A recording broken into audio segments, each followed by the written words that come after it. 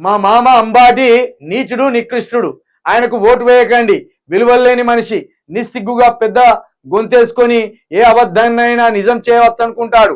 ఆయనకు ఓటేస్తే లేకి వాళ్ళు గౌరవంగా బతకొచ్చనే భరోసా ఇచ్చినట్లే. లేకి వాళ్ళంటే ఎవరురా? లేకి వాళ్ళంటే ఎవరు? వాని మామ నీచుడో నికృష్టుడో ఏందో వాని అల్లుని పని వాడు చేసుకున్నాడు.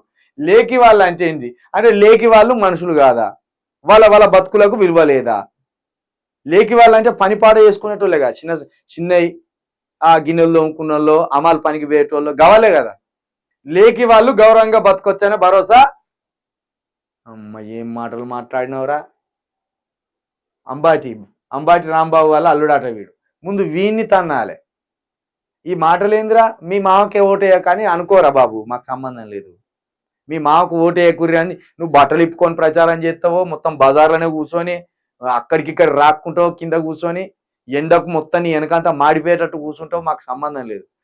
ప్రజలను ఎందుకు చులకన చేస్తాను నువ్వు? లేకి అని పేదోళ్ళని ఎందుకు చులకన చేస్తాను? అంటే లేకి వాళ్ళు గౌరవంగా బతకొచ్చనే భరోసా ఇచ్చినట్లే. అంటే లేకి వాళ్ళు చిన్న స్థాయి మనుషులు గౌరవంగా బతకొద్దా? వాళ్ళకి భరోసా ఇయ్యద్దా? వాళ్ళు గౌరవంగా బతకాలని భరోసా ఇయ్యద్దా? అంతకులకు భరోసా ఇచ్చినట్టు అని మాట్లాడరు. అదొక పద్ధతి ఉంటుంది. ఏం మాటలరా బాబు? లేకి వాళ్ళు గౌరవంగా బతకొచ్చని భరోసా ఇచ్చినట్టేనట. రాంబాబు అల్లుడు గౌతమ్ వీడియో. వీడు ఎక్కడ కనబడితే అక్కడ వానికి చెప్పులతో సన్మానం చేయరు వీడికి, అవలేగానికి.